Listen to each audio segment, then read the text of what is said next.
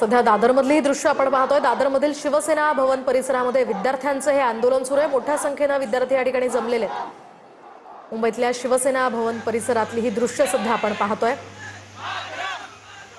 दिल्लीमध्ये झालेल्या लाठीचार्जच्या निषेधार्थ हे आंदोलन केलं जात आहे। केंद्र सरकार विरोधात विद्यार्थ्यांकडून जोरदार घोषणाबाजी करण्यात येते आहे। विद्यार्थ्यांच्या आंदोलनामुळे संपूर्ण हा रस्ता जाम झालेला आहे। सध्याची थेट दृश्य आपण पाहतोय। भर पावसात सुद्धा विद्यार्थी या ठिकाणी आंदोलनासाठी आलेले आहेत आणि मोठ्या संख्येने लाठीचार्जच्या निषेधात यावेळी घोषणाबाजी केली जाते।